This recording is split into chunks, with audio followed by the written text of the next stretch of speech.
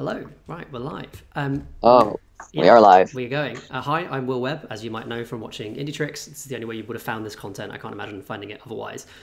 This is the last indietrix content that I'm going to be making in this flat, so take a moment just to say goodbye to it. You can see a moving box there in the background.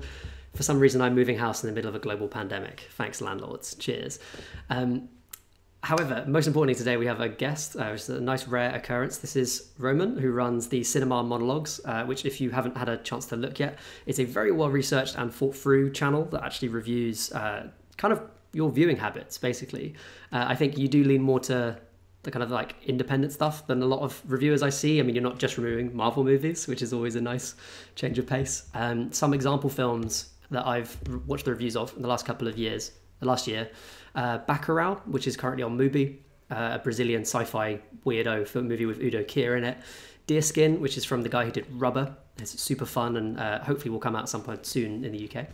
Beanpole, which I reviewed as well. So a really grim but very interesting impressionistic Russian movie.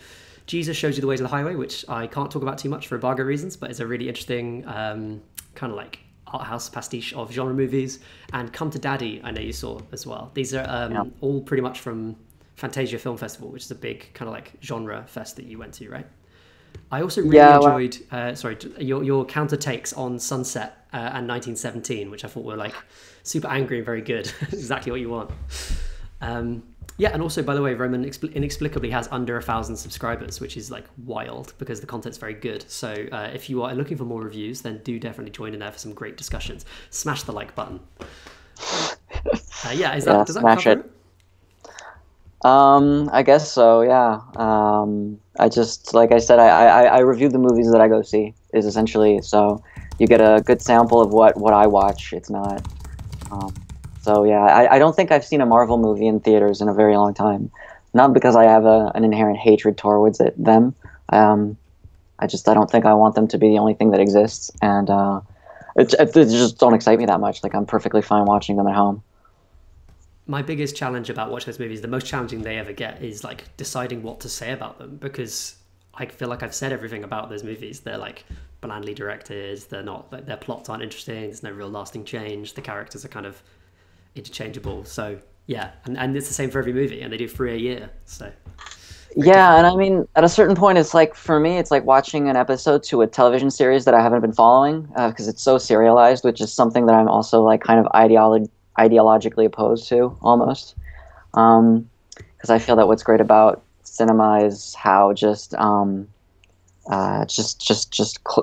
it's a closed circuit. It exists just for itself. It doesn't need to be in service of something like wider, even though that can be interesting. Why not? But now that's all that we're getting is these giant universes, and yeah, I mean, I don't have any hatred towards them. They're really well made, but I can't see myself spending my hard-earned money to go see them. Really. Time. I mean, they are very long films. Time. They're really long too. Yeah. When people turn their nose up at watching Fanny and Alexander because it's 2.5 hours long, it's like, Infinity War was 2.5 hours long. Come on, it's not exactly the same, sure, but why not join in?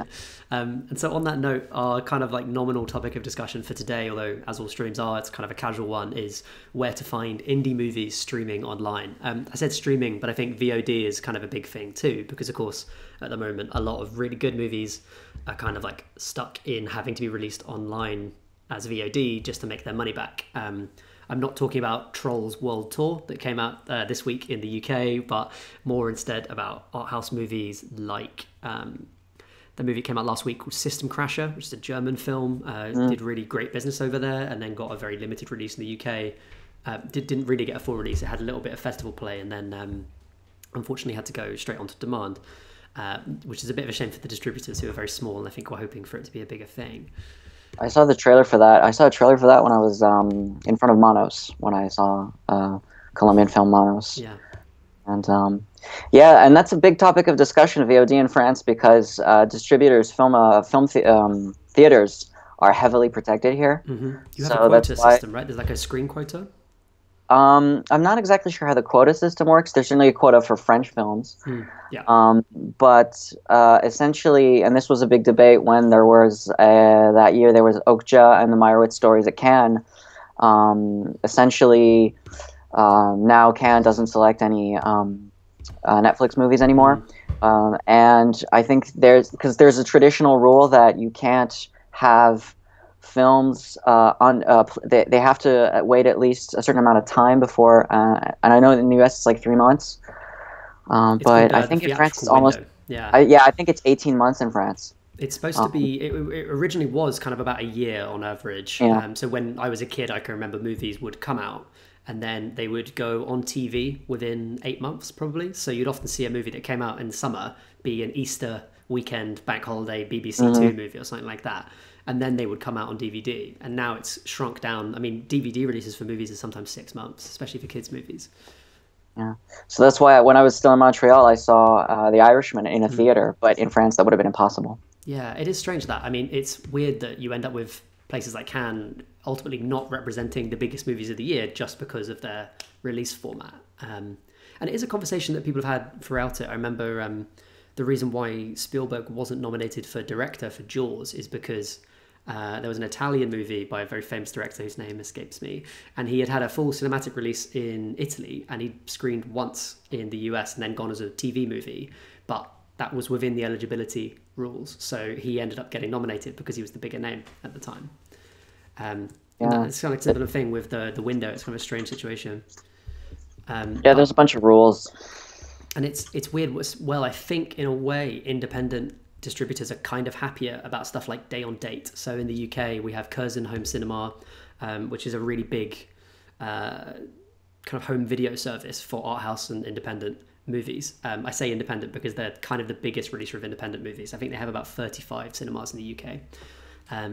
And they're actually owned by a large American company now, Cohen Media. But the interesting thing about the Curzon stuff is that for years they've been releasing day on date. So they've done live, they've done their screenings like in cinemas, and then they've released on demand at the same time, on the same day. And actually for them, because they are really clever about their demographic and they know about the kind of people who buy their movies, they're people who might not live close enough to one of their only 35 venues in the UK. And so they're not really losing any money by having it go on VOD, because they know the people who can go and see it are people who really value going and seeing stuff in the cinema. And I remember Magnet, I don't know if they do it anymore, but Magnet, which is an independent distributor in the US that distributes kind of like cult stuff.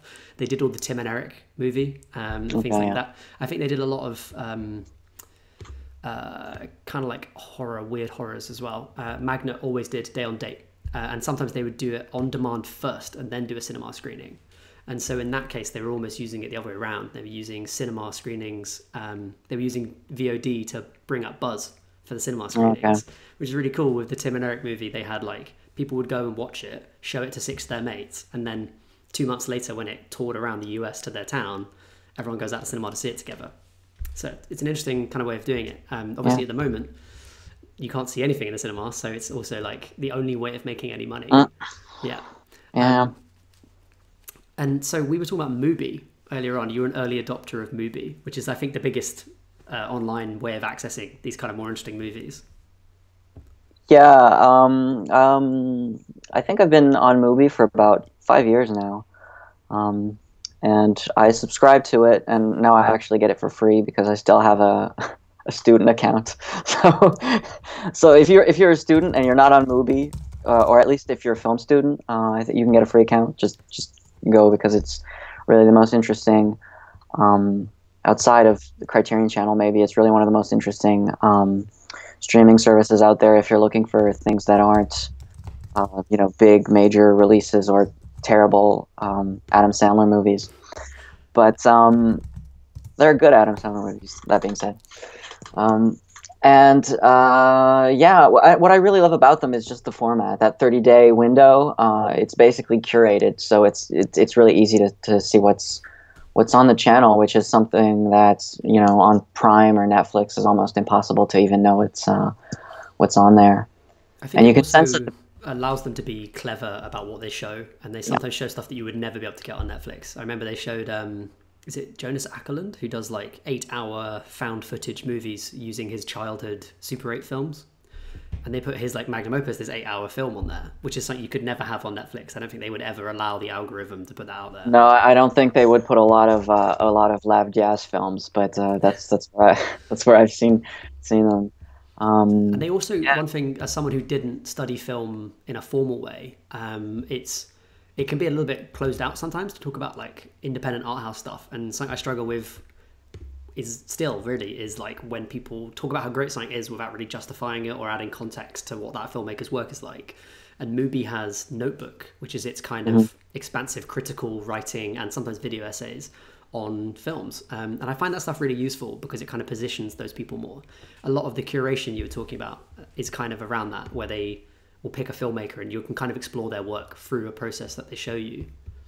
I'm looking at what they have now in the UK. I think it's different everywhere. It might be a little bit similar between, so you're in France. Yeah, there are similarities generally. There are major differences. For example, Mubi in Canada was significantly different to anywhere else. But I will say this, their geo-restriction is, at least historically, has been really bad. So it's really easy to get around it. So you can have access to Mubi from all around the world very easily. So at the moment, to give you a sense of like the kind of diversity of stuff they show, they have a bit of a reputation for showing like just really arty stuff, but I think that's slightly undeserved because they do. Right now, I think this is worldwide. They have the Richard Kelly film, which they have Southland Tales. Yeah, they got Southland Tales. I mean, Southland Tales is inaccessible in some ways, but it's certainly a lot of fun. A very strange movie. It's inaccessible in the best ways. They're showing Park Chan-wook at the moment. They're showing Old Boy, which a lot of people have seen, and they're also showing Lady Vengeance, which I don't think is as widely known. They've got some classic stuff like Ingmar Bergman. I think they've got 3 of his movies. They've got Jean Cocteau as well. I'm terrible at pronouncing, sorry. And they also have like Primer, the Shane Carruth film. And that's kind of an interesting one because it's quite a well-known movie, but actually surprisingly hard to get hold of. It's not on any other streaming as far as I know. And the, what's it called? The DVD release is out of print. So that's an interesting thing because he's quite a well-known filmmaker. He's quite influential. Yeah, that's funny because it's kind of a cult film at this point. But cult films eventually become hard to find, right? Even if they are released when we're alive. Yeah, that way you can make a steelbook edition for like $40. The Criterion stuff. And so, yeah, speaking of that, you lived in a place that has the Criterion channel because we don't have it in the UK yet. I'm hoping they eventually will bring it out. I'm not holding my breath, but fingers crossed. Yeah, they're probably a rights issue. Like Criterion, historically, they only distributed in the US, so I'm not sure how they can really go outside of North America. But when I was in Canada, I was using the Criterion channel quite a bit. And one thing that surprised me is their video player is Vimeo. Like straight up, they use Vimeo, and it's probably the best quality in terms of streaming that I've seen on a streaming service. Because that's one of the things that I still have an issue with is I think that Netflix and Amazon, their bit rate's kind of low, and there's a lot of artifacting. And in terms of image quality, like when you're kind of I don't know what the equivalent would be for an image for an audio file, but like that's really important to me. Yeah, and you want to see a film as the filmmaker intended it as much as possible, right? Yeah, exactly. And I don't want to see macro blocking. I think I've noticed certainly like the kind of weird noise artifacts you get when it's a grainy film that's been badly compressed. I see a lot on Netflix, and I think that's partially because I'm watching the stuff that a lot of people aren't watching on Netflix, where there is grain. Because I think all that modern action cinema and stuff doesn't have that problem. It's not really an issue. And then the moment you start showing something that was shot on 16mm, for instance, then it looks terrible sometimes on that blocking. Yeah, one of the issues they have is because grain really isn't. Because like younger audiences won't be that used to grain, what they do with older films is when they remaster them, they smooth out the grain. Yeah, totally. And but so that compressing to H.264 for online streaming will do that automatically in and of itself, which is kind of terrible. I have actually, we were just discussing this, but I've continued to watch Disney Plus. Sorry for promising last week that I would get rid of it when my free trial ran out, but my girlfriend has decided she wants to keep watching them, and I don't particularly mind at the moment. It's fun to regress. We're in a worldwide pandemic. It's okay to watch some Disney films. I've heard good things about The Mandalorian. It's probably pretty interesting. I'm never going to watch it. I hate. I just find TV incredibly difficult to watch. Stealth Moose is in the comments, by the way, saying my 2 favorite movie people to watch. Oh, thank you. It's very kind. I noticed we had a commenter in common on our Vivarium reviews who's, I think, copy and pasted the same comment, which was basically like, can you recommend some movies that also have quite a closed kind of like setting and have a kind of mystery sci-fi focus as well. I ended up suggesting The Similars, which is a really interesting Mexican film. Oh, really? It's funny. It really mostly made me think of television, what's Like the Twilight Twilight Zone. Zone, Yeah, it or reminded me of even Star Trek. yeah, the Outer Limits when it did a '90s reboot. They had a really similar kind of production design in some ways. It was kind of interesting. I was just going to say with the noise reduction thing, the Disney Plus, one of the issues with Disney Plus from a kind of like loving films perspective, and I don't think that's the perspective they come at it from. I think they come at it from a like, how much content can we shovel out onto this? They have used their most recent HD restorations of all of their classic films, and there's a lot of noise reduction to get rid of grain. And the problem is that a lot of the line work in those films is very fine, so you can see line work fade in and out of shots. Yeah, okay. So when the characters are static, because it's smoothed over time, when the characters are static, you can see like lines on their foreheads and stuff like that. And then when they start moving, it goes away. And it's really noticeable I was watching 101 Dalmatians, which has a really nice kind of like, almost like dry brush. It has a really fine pencil work in it. And there's a bit when Roger is kind of playing the piano, and you can see the veins on the back of his hands, which is a beautiful bit of kind of shadow detail and animation. And it's completely removed by the version of it that you can see on Disney Plus, because it's fading in and out. So kind of terrible in that sense. Yeah, I imagine right now though I'm sure that even in the most optimal conditions, it's not perfect. But right now, I'm pretty sure they're reducing their bandwidth because they just launched in France today actually, and they're saying they are launching at about 25% under their normal bandwidth. So like you can't get the highest bit rate right now or the highest resolution. I can't work out if that is resolution, because I think that it's not resolution. It's just it's bit rate. Because I also think it differs from platform to platform. Because my TV plays HD Netflix just fine, but on my iPad or on my computer it bandwidth. But are you connected through Wi-Fi yeah, on your TV? It's through Wi-Fi. Yeah, okay. But I think it's more like it's the app. They can't push the changes to it as easily. Possible. But I don't fucking care. It's fine. I can watch shit in SD. I grew up on VHS. It's fine. It's doable. It is weird, I suppose. If you paid for the 4K Netflix, I think you must be pretty annoyed. So we've covered Criterion a little, Mubi. With Criterion, do you get all the bonus features? Because they have some incredible stuff. You do. Like, I don't know if you get all of it. But you do get, like, with every film, you get sort of little featurettes and interviews and documentaries. So it is the Criterion experience, except you don't, have that amazing shelf with those beautiful cover arts. But it was really well. And they don't just have Criterion, which is interesting. Like, of course, they have their Criterion movies. I don't know if they're all on there, but they also will curate other stuff. So it is like I don't know if there's maybe there is, but like Upstream Color, we were talking about Shane Carruth the other day. I'm not sure if that's a Criterion release, but it was on the Criterion channel. It might be an upcoming Criterion release. I wonder if they put them out early on. Criterion did VHS as well. Yeah. So I remember the ads. Yeah. I'm interested to see if there's any, because there's one really good movie, A City of Violence, the Hao Xiaoxian film. That isn't on, it's only on VHS, Criterion VHS. So I wonder if they've got their original restoration film print or whatever, and they just whack it through the scanner, pop it on the Netflix, Be good to see. Yeah, that'd be great. I've seen it is the opportunity to release like films that maybe wouldn't support a in terms of sales, a physical copy. I saw that Mubi, it's not available on the platform currently, I think anywhere, but if you Google it, it's the first thing that comes up as a way of watching it.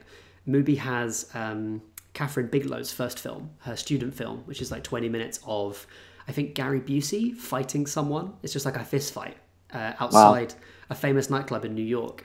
And is it just Gary Busey and she's just being Gary Busey and she just shot him? I think so. I really do think so. It was that kind of like heady cocaine art house kind of thing that was going on in New York. Like I think Basquiat is at the club at the time of shooting. It's an interesting idea for a movie. I've wanted to see it. I did a bit of film programming for a Basquiat night, and I wanted to see this because I heard about it. It's called The Setup, 1978. 20 minutes long, two guys, one of whom is Gary Busey. Oh, and apparently the soundtrack is semioticians discussing the image they've seen.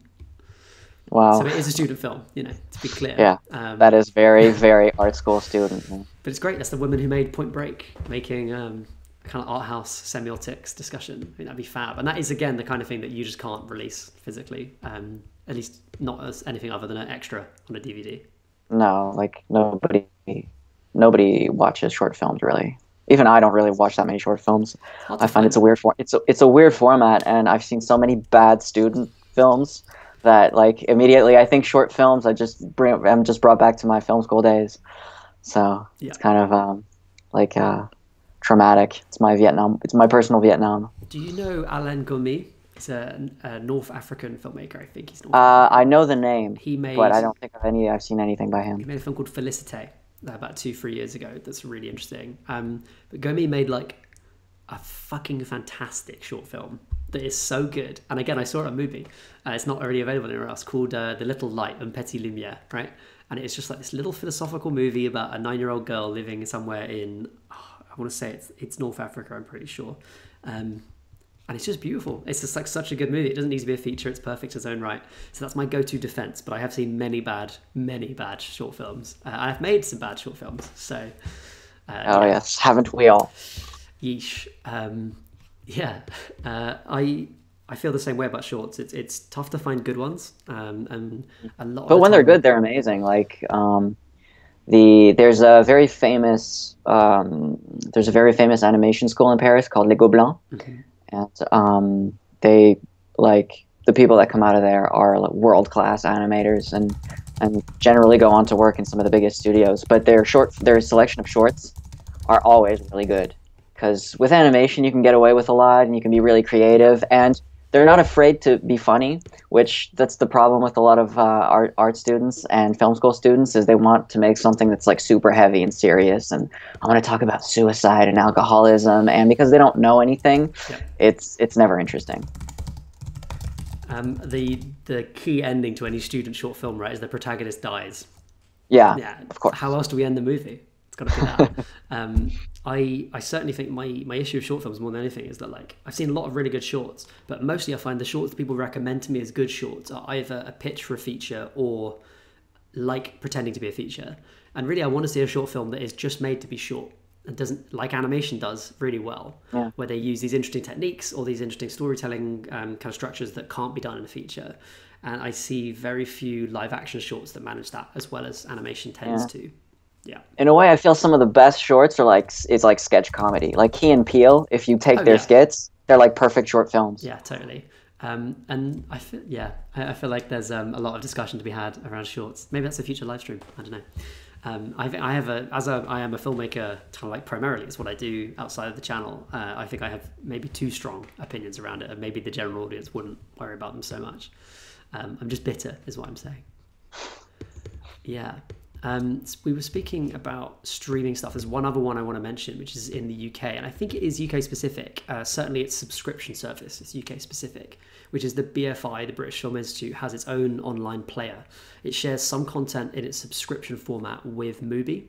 So they've got like some of the Park Chan-wook stuff at the moment, and Autumn Sonata, which is also on Mubi currently. But they have some really good stuff. They have Derek Jarman's back catalogue. Do you like Derek Jarman? Again, I know the name. I don't think I've ever seen anything by him. Treat yourself. Yeah. Treat yourself. Get involved. It's really good. He's one of those key filmmakers where his work is so like weird sometimes that it's expensive to buy because it only comes in box sets of Blu-rays. So you can watch. He made a lot of stuff that's almost artist moving image work that's very, very non-narrative, and some stuff that's quite narrative. Like he made Jubilee, which is a very famous punk film. And then somewhere in between, he has these movies that have this just like tells a story, but in a really kind of characterful way. So he's very famous for a movie called Caravaggio, which is about the artist. He made another one about Saint Sebastian that's like really interesting, and he also made a kind of almost like Dogville, where it's in like a black box theatre about Wittgenstein, the philosopher. So yeah, he's fantastic, and unfortunately his films are expensive, but if you pay the subscription, which I think is £5.99 a month, you can watch them all on BFI Player. So if you're fucking around in your quarantine, then what else are you going to do? Yeah, watch? Should see if I can have access to that. I tried so hard to get a job at the BFI, but Oh, one day, yeah. Yeah, one day. It's very hard to get into. Yeah, But I imagine. And when you're not like with Brexit, when you're not British, I don't think they're accepting any. I don't like they didn't know what to do with foreigners. yeah, I mean, it's terrible, really, because a lot of their films are European co-productions as well, or were. I don't think that's happening anymore, but it's a real shame. In fact, my only French mate who works in film in the UK works at the ICA, so he's lucky enough to have that role. That was pre-Brexit though. Another really good film that's on there. They've got Paris, Texas. They've got some newer stuff like Aniara, which is this Swedish sci-fi that a lot of people have been talking about. They have these nice little curated collections, and a lot of them have an introduction by Mark Kermode, the British film critic. So those are kind of fun in their own right. I don't know if you're familiar with. This is actually pretty niche. Surely no one's thinking about this.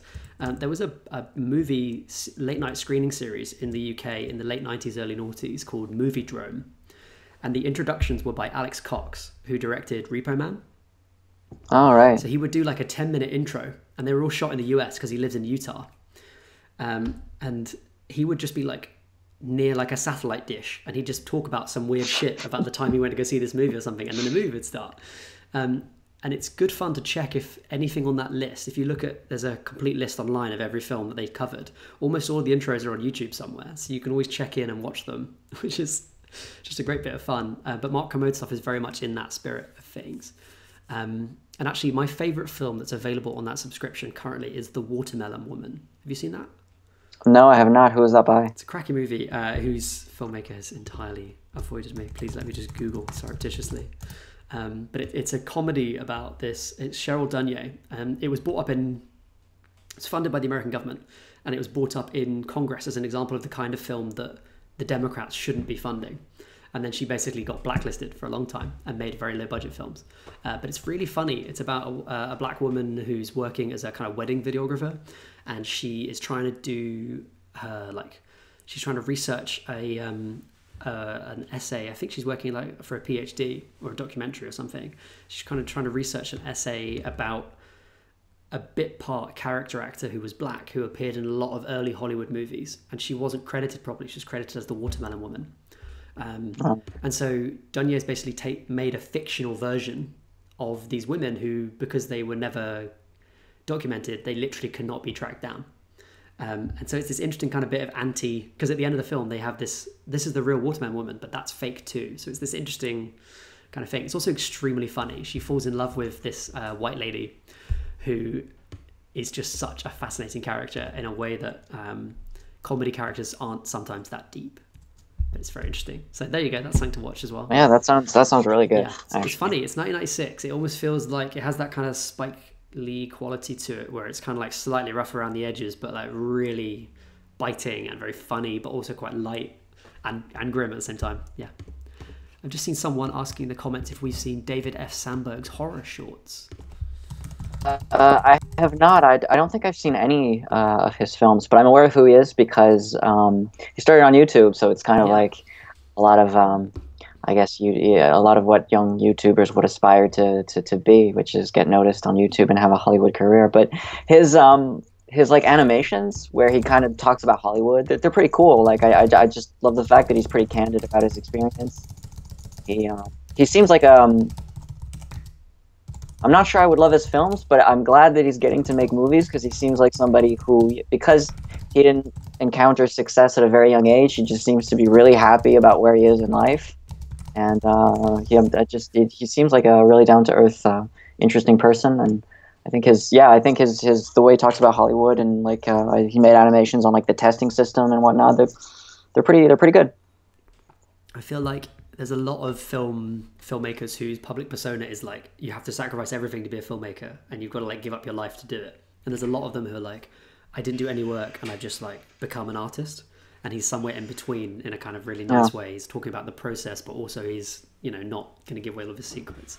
He did a very good video. Actually, Shazam, by the way, is worth watching. If you're going to watch a superhero movie, it's quite a lot of fun and kind of interesting take on that genre. But he did a movie making fun of cinema sins, like video making fun of Shazam. And he was basically like, they made a joke about a continuity error about shoppers not reacting in a crowd scene. And he's like, well, actually, those are crew members who weren't supposed to be in shot, but we were shooting on such a low budget and so quickly that we couldn't tell. So the reason why you think they're shoppers is because we rotoscoped in and CGI'd shopping onto them. And so that's why they're standing there doing that thing. So actually we put way more effort into that than you think at all. But because you're viewing it from the end, you have no idea. Yeah. Yeah, I'm aware of what CinemaSins. I'm aware of what CinemaSins is, but I don't think I've ever seen what they do. Save yourself. Yeah. Yeah, it doesn't seem like it's for me. The big thing for CinemaSins is to take stuff that's clearly made up by the creatives behind the film and pretend like it's an issue with the movie. So you'll literally have a scene where a character's saying a dumb thing because they're a dumb character, and CinemaSins will be like, "That's dumb." CinemaSin. Just like a meaningless. Feels like the worst drunken argument you'd have with like the worst people at a bar. Like, oh, I don't like this movie because it just doesn't make sense. I hate that. They do a lot of like disliking the film. I hate the idea of that. First of all, I hate the idea that films have to make sense. Like that's something that really annoys me. There's this like prevalent sense, I think, that there has to be a reason why everything is in the movie as well. Like everything has to have a background or has to play into the story or something like that, which real life doesn't do. So why would you worry about it so much, especially when you're trying to transport people beyond real life, if that is your aim? Yeah, and I mean, some films, some movies, like I think like one of the best examples I can give of a film I feel where in the script everything is set up and pays off really well is like Jordan Peele's Get Out. Yeah, I think it's like an amazing script, but it also that does mean that if you don't pull it off, it feels very written. It feels fake. A lot of scripts are very tight, very well made, and ultimately extremely boring. So I don't subscribe to that belief that everything has to be perfectly like set up and paid off, and that everything has to make sense. I think for me, I will always watch an interesting film over a good film, and hopefully a film is both good and interesting. But a lot of them aren't. There's a lot of good, boring films. Yeah, I always, and this is why I love, stuck at home and I can't go to the cinema. But this is why I'm a big proponent of the theater experience, of the theatrical experience. It's because I feel that it opens you up to something outside the plot of just experiencing something, which is why I feel like slow movies, art house movies, which is I go see those films in the theater and I see Marvel movies at home because. Like, if it's essentially going to be television, then I may as well watch it at home. Whereas if a film's going to be very demanding, I want to be in that position where I've made a commitment, where I've shut off all of my devices, where nobody's going to talk, hopefully. Which is why I think the slowest, like, quote-unquote, most boring movies work the best in a theatrical experience. Yeah, I think that's a great take. And I watched, one of the last films I watched before the lockdown started was The Holy Mountain, the Jodorowsky film. A perfect example. I saw it in the cinema. I've never been able to watch Jodorowsky like on my own at home, but I Santa Sangre. I saw that in a theater, and it was great. I got it. I think if I'd seen it at home, I would have taken it too seriously, and I think I got just the right amount of serious from a theater audience, which was great. I did a video about Kelly Reichardt recently, a video essay for Little White Lies, and the funny thing was, my previous work for them was a video about Bong Joon-ho. And they're such different filmmakers in so many ways. Kelly Reichardt makes these incredibly slow, very well-observed, very human movies. And I think Bong Joon-ho is a great character writer, but none of his films are realistic. I mean, he's not interested in doing that. Even in Memories of Murder, they're not really, they're kind of like hyped up. It's kind of like a very generous filmmaker, whereas like Kelly Reichardt's very terse, that's her films are hard. Yeah, even when they're funny, they're like flinty. I heard someone describe it as that. And yet this great article I found is it's a transcript of a Skype between Bong Joon-ho and Kelly Reichardt. And because apparently Kelly Reichardt was on the Cannes jury or something with Yorgos Lanthimos. And everyone on that year was like coming up to him for autographs and stuff. Kelly Reichardt is like tiny, by the way. She's really short. She's shorter than Michelle Williams, who's 5'4", 5'5", something like that. So tiny lady. So she's kind of like at the side. No one knows who she is. And Bong Joon-ho kind of comes up and is like, "Oh my God, you're Kelly Reichardt. Let's have a chat." That's great. And it's so interesting because they're such completely different filmmakers. And in both of them in that Skype say, "Oh, I wish I could make the kind of films you make." Kelly Reichardt's like, "I wish I could." She'd just done First Cow, and she's talking about how much she enjoyed Okja and how much she wishes she could have just run around, doing pig stuff. And he's saying the same thing about the way that her films are quiet. Yeah, really, really wonderful thing. And it's nice to remember that there are those differences of approach as well. Yeah, of course. And it's nice to remember that even like quote unquote serious filmmakers can like things that are just light and fluffy. I don't know how true this is, but there was this story going around that like one of Terrence Malick's favorite movies is Zoolander, which I think is amazing because it's. I don't know if it's true, but I want it to be true so bad that I'm repeating it to everybody that I come across because I love that story. I think it's a nice point, even if it's not true. Yeah. I know that I listened to the A24 podcast recently, which is really good. I didn't know it existed. existed. I'm subscribed to it as well. And Kelly, the very first like conversation that's in it, I think, is Joanna Hogg and Martin Scorsese, which is great because they don't talk about much other than musicals. They just talk about the musicals they like for like maybe 25, 30% of the runtime. And it's so cool because I know that he made New York, New York, but I don't think either of them are ever going to make anything like the classic musicals they're talking about. But once you've had that conversation, you can start to see how they're inspired by it. And I think that's kind of an interesting thing. Yeah, it's tough. I mean, I could listen to Martin Scorsese talk about film forever. I don't know of anybody else in the film industry that can talk cinema like he can. He is the ultimate cinephile in a way. When I was watching The Irishman for my review, I kind of had to bite back because I felt like the movie had a lot of interesting women characters that it wasn't interested in talking about or engaging with. I think that's a pretty common criticism of the film. But I think it's a good film overall. And a very good film. So not really like a problematic thing, but something to consider. But I didn't put it in my review because for me, like as much as I might feel that about his particular film, I know that's not Scorsese's point of view because he did World Cinema series. Like we wouldn't have the films of like Edward Yang or we wouldn't have Tuki Buki as a home release unless it was for him. I mean, talk about money where your mouth is. He's literally paid for the restoration of about 15 films out of his own pocket, which is wild. Like a huge thing that many filmmakers can't lay claim to.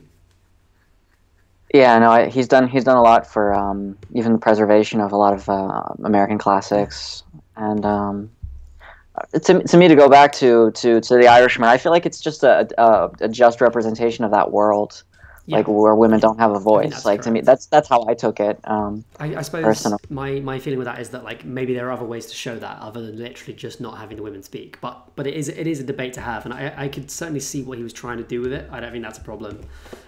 That's the other reason why I didn't put it in my review because I felt like it was a choice that he'd made. It wasn't a bias on his part. It wasn't like a blind spot. Yeah, that's completely how I took it personally. Speaking of The Irishman, it might be interesting just to talk about. We've talked about Mubi, we've talked about BFI Player, we've talked about Criterion Channel, and we've talked about Curzon Home Cinema. But we haven't talked about Netflix and Amazon Prime as places where you might see arthouse and independent films. I mean, Amazon Prime has very little of that, I think.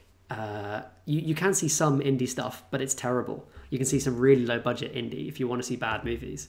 I saw a movie on Amazon Prime called The Marion Chronicles, which is a CGI film. They started making it in 1995, and I think the film was released in 2010. It's done by one guy. All the voice actors are him and his dad. It's not good, but it is independent, so if you want to see that kind of stuff, you can. I mean, Netflix, I think, has done better in terms of cultivating that stuff with films like Roma and The Irishman, which are not small films. They're not small budget movies, but they are artistic, interesting films. I also saw Atlantics, which I think it's a shame that it went out on Netflix almost because no one saw it in the UK. I saw it at a film festival. I saw it at a film festival called the FNC, which was it's like a film festival in October that takes place in October in Montreal, and it's where you get all of the sort of kind of the releases from Cannes or from TIFF that come to Montreal in like October. So that's where I saw Parasite. That's where I saw. It's a good place to see a lot of films before they hit art house theaters. What did you make of Atlantics? I was not a huge fan, honestly.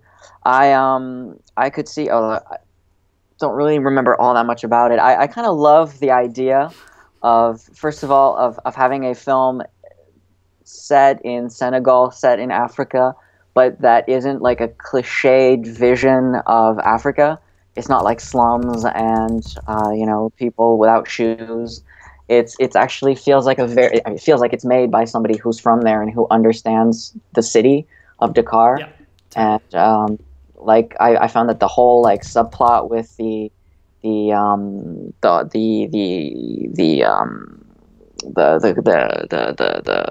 corporate guy like who works for the big construction company, the fact that it's like a very urban environment. You never see Africa, like I said, you only see like the safaris and slums. So all that I found really interesting, but I just felt that the central like kind of ghost story just didn't go anywhere that I found was all that I engaging. mean, it's strange because, by the way, Dakar, Senegal is where that short film that I mentioned way back was set. I knew I got it. Yeah, it's interesting because I think she almost isn't interested in telling that story. And so the question is like, why did you make it a genre film if you weren't interested in it being one?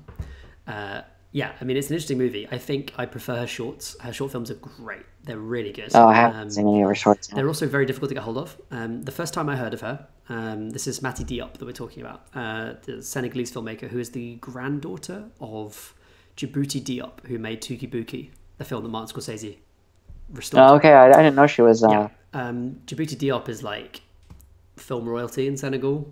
Huge name. Tuki Buki. Yeah, Tuki Buki is like the African film. And it's fucking great. It's a really good watch. It's really funny and sort of like horrible as well. It's kind of strange. It's like Easy Rider, basically, is the closest thing, I think. But no, so she's most well known, I think, as an actress because she's in 35 Rums, the Claire Denis film.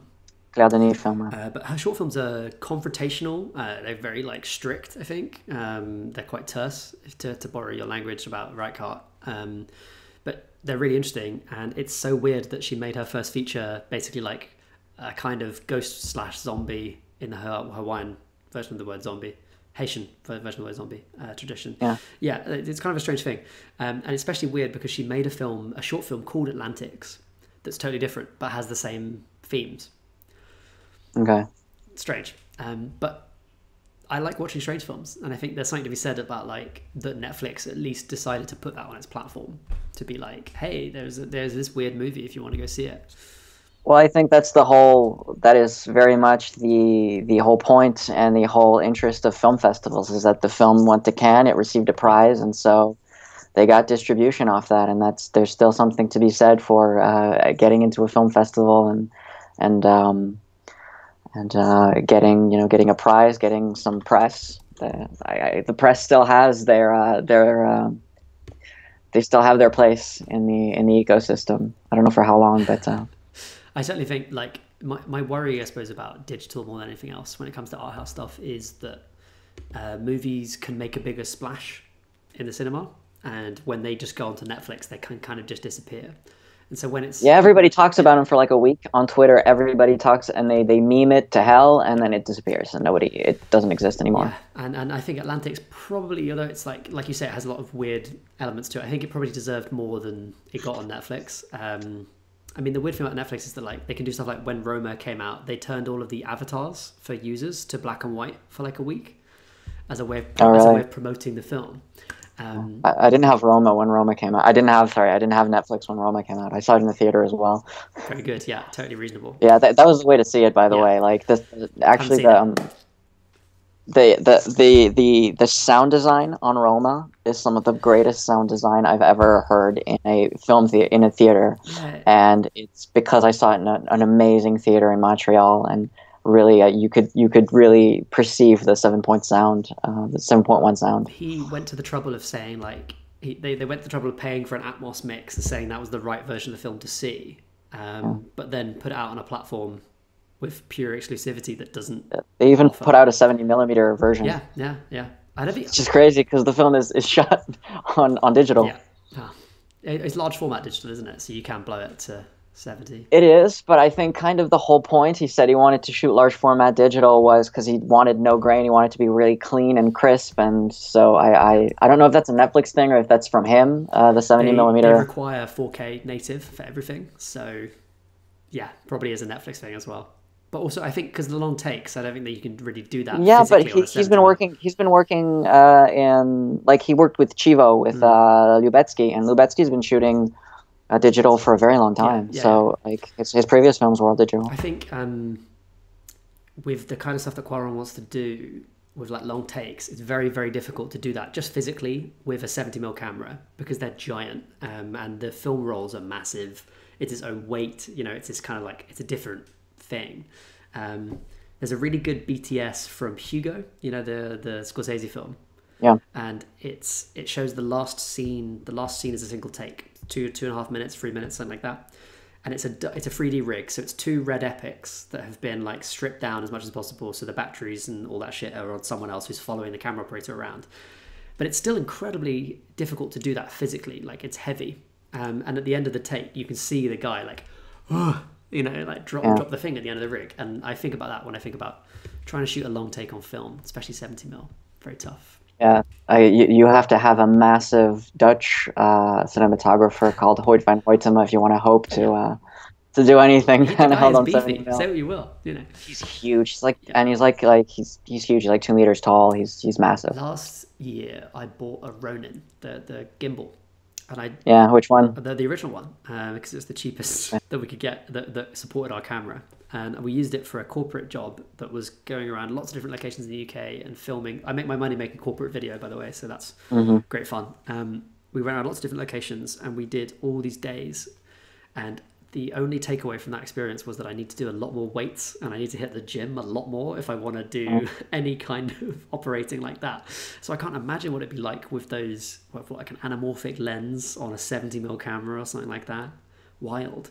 And even watching Uncut Gems when it's all like Darius Konji's team doing 60, 50, 70mm lenses on 35mm on a Steadicam, and they're running at full speed for these like long takes, and it's just keeping focus even in that. It's wild.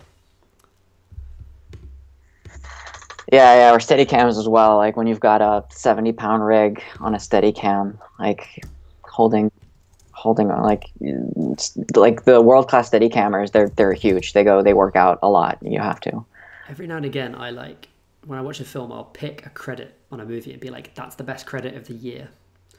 A couple of years ago for Nocturnal Animals, I picked their yoga trainer. They had an on-set yoga person. I was like, that's the best credit of the year. Yeah, and I think it's really appropriate for like a film made by Tom Ford with all those superstar actors. It's so Hollywood. It's and brilliant. It's exactly the movie. It's up its own ass. It's perfect. And likewise for Birdman, because they didn't use any motion control on Birdman. It was all Steadicam. And so I was like, that Steadicam operator is one operator. So that's the best credit ever. And that guy never has to write a CV ever again, because he can just have a sheet of A4 paper that just says Birdman on it, and he can go, right, I did Birdman. And they're like, okay, cool, you can come do the job. Perfect. Yeah. We're coming to the end of our stream now. We've got about 10 minutes left. So it might just be nice to ask people about what kind of stuff they've been watching in quarantine. What kind of stuff sure. they've been up Just to. before Sure. I forget, I will recommend 2 other like streaming services which can be interesting. So actually, they're tied to having a library card. They're free. Yeah, cool. Let's shoot. So one is called Canopy. It's Kanopy. And it's not available in France, but it is available in the UK, and it is available in North America. It's library dependent. So it you is. have to be So, participating. Unfortunately, my library doesn't, but it's a great service. Yeah. So there's that, and they have I remember when I was using it in Canada, they had just a bunch of Criterion films on there. So it was like the Criterion channel before the Criterion channel. It was really good for that. And another one is only available in North America, but it's called Hoopla, and it's basically the same principle, Hoopla. So those can be worth looking into. They're free, and the world's best resource sometimes is just a library card. Yeah, totally. And actually, even like in terms of once the lockdown is done, libraries are amazing sources for foreign language independent film, because they're the only people who will buy it, basically. My local library, luckily, is in Islington, where there's lots of people who speak all kinds of different languages. I'm at the heart of London, and they have a fantastic foreign language selection. It's unbelievable. What was the other one? Hoopla. Yeah. But that's only available in North America. So just to remind everyone in the stream who doesn't know Roman's channel, please go check out Cinema Monologues. It's fantastic. And if there's a channel that deserves to have 1,000 subs and doesn't, then it's clearly that one. Clearly. Yeah, absolutely. I totally agree. I really like this. I think I've shared the right thing. Yes, I have. I really like your channel. The video that really a video that really inspired me of yours is that Film Snob one, which is like Introduction to Film Resources. Like how to analyze films when you come from a background that isn't film analyzing. And because I did a philosophy degree, but I didn't do anything film related, so it's really nice to kind of have that knowledge share. And it's an interesting question that I think a lot of people don't do. I'm actually working on a video at the moment that's about making video essays, and the whole first bit of it is like, how do you write an essay? Like how do you approach a film? How do you work that out? Because I've seen a lot of video essay kind of tutorials that are like how to capture Blu-rays, and I cover that too. But it's more about thinking about a movie, I think, more than anything else. So let's talk about movies that we've watched while we're in lockdown. Have you got anything interesting that you've watched? Actually, I've been watching a lot of television for research purposes, but in terms of film, interesting movies that I've seen, I saw on Mubi, I saw a Rainer Werner Fassbinder film called In the Year of the 13 Moons, which I could not recommend enough. I haven't seen a single film of his, so maybe I'll take that as my first option. I haven't seen that many, but what I've seen, I either love them or hate them. Like, it really depends. And it really depends on my mood, because it's like a lot of melodrama. Yeah. He's really I love melodrama. Really, perfect. Yeah, he's like a big Douglas Sirk fan. So if you like Douglas Sirk, good. And if you like, I would say, for more modern sensibilities, if you like Todd Haynes, I think you'll like Fassbinder. He also made one thing that I would love to find, but I can't find, is he made like a 9-hour miniseries for German television, which is basically like The Matrix. Oh, I know that movie. That miniseries. Yeah, and I would love to see that. They screened some of it at the Barbican in London this year. It does exist. It is out there. And another thing that I watched on lockdown, and I would say it's in the same vein, it's probably even more heady, as Billy Madison, the Sandler epic, which is really weird. Like, the 90s were really, really weird, and the fact that that's a big budget mainstream comedy. I mean, he made maybe the weirdest big budget mainstream comedy, which is Little Nicky. Which, you know what? I love Little Nicky. It's a good movie, I got to say. Yeah. I mean, there's a lot of horrible stuff in it, and the way I typically like his movies... like, I mean, Billy Madison, there's a lot of really inappropriate lots stuff. Of, like it brown face and, like, trans jokes that are just not funny and not nice. But there is some interesting stuff. It's weird. Harvey Keitel, for some reason. And Reese Witherspoon. There's a weird thing with Adam Sandler movies. There's always, like, one joke that's really good. And I watched... what was the movie? Deeds? Mr. Deeds? Is that him? Oh, I haven't seen that one. Is that one the animated one? It's the one he's inherited a load of money. I think it's that one. And there's a bit where he comes into a burning building to save someone who's in it. And it cuts to a wide shot of this apartment. And on the table nearby, there's a box of cereal just like sat upright. And they've put a flame element just on that box of cereal. Like, the cereal is on fire. Like, separately to the rest of the stuff, and it's just like this goofy thing, but it's so funny. I've actually been watching a lot of TV as well. I think part of the lockdown stuff is that my attention span is really down, but I've been trying to watch... Plus it's light, and I don't think we want to watch, like, all these people that are watching, like, zombie movies and Parasite and Contagion. Like, I don't understand that. That's not what I want to be watching right now. I have actually been watching a zombie thing. So I watched Kingdom, which is a Korean TV series on Netflix. It's really good. It's about... slightly bad for watching at the moment. It's about a virus that spreads amongst high government in secret. Yes, and in an Asian country. It's pretty timely. Yeah, pretty timely. But it's really cool. It's kind of about this zombie virus in the 17th, 18th, 16th century in Korea. So kind of an interesting setting. Oh yeah, I see what it is. Yeah. It's got Bae Doona in it. She's quite a famous Korean actress. She's in Cloud Atlas. Okay, but I've seen it pop up on my feed, for sure. Good. They've just done the second series, so it's come up a lot. In terms of movies, like I said, I've been doing Disney Plus, but the big thing that's been driving my Disney Plus watching is kind of a regression and watching stuff I watched as a kid. And in particular, my girlfriend is a really interesting film watcher. She's an artist, she's an illustrator, but she doesn't watch that many movies. And so a lot of her films kind of come from her childhood. But her granddad and her mum and dad have really weird film tastes. So she just has like this really weird gaps in her knowledge. She's seen all the Coen Brothers films, she's seen all of the Elvis movies, but she hasn't seen Indiana Jones or Star Wars, you know. Yeah. So there are these weird gaps. And we've been watching the Disney films that you don't otherwise see. So we watched The Incredible Journey, which was remade as Homeward Bound, which I knew. Yeah. I've seen that. But the weird thing in this one is that the animals don't talk. So it's basically just loads of footage of animals fucking around, and in ways that are certainly dangerous to those animals. Because there's like a bit where a dog attacks a bear, and they just did it for real. Like, you can see they're just letting these animals be in harm's way. And it's all narrated. So that's it. It's just like a narrator being like, and then the dogs went and did this, and then the cat did this. So it's like an hour and a half of just dogs fucking around, basically. It's a really weird. So it's YouTube. Yeah, something like that. It was kind of interesting to watch. Kind of a strange deal and sweet. That's something I wouldn't have got if I hadn't got Disney Plus. I mean, it was worth it for that. Yeah, absolutely. So we're going to wrap up here, but I just want to say thanks everyone for coming and hanging out. I can see there's been a couple of people kind of watching in the stream. Nice to see Film Gob in there as well. Nice to see you, mate. And Stealth Moose as well. Aaron and Phil, thanks for checking out. And Kevin O360. I don't know if you're Kevino or Kevin, but nice to see you. I'm going to stay in the stream, in the chat for a couple of minutes, just with a holding card. But this is it from us. So, Roman, thanks so much for joining in, and hope you enjoy the rest of your lockdown as much as is possible. Stay safe. Look after yourself. Yeah, you too. Do my best. Yeah, just be safe, and I look forward to seeing more videos from you. Thanks, and as ever, wait, I've actually got a really important message. There we go. Stay indoors. Follow the skeleton's advice. Be safe. Stay indoors. Be good.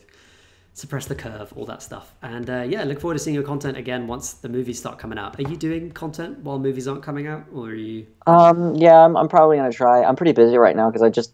Yeah, so my first day on the job was the day that the lockdown was confirmed in France. So that's weird. I had started from home basically. But yeah, I'm probably gonna do some streaming stuff. Cool. Well, looking forward to seeing it. Yeah, thanks Thanks for joining. Cheers. Yeah, have a good evening. Bye.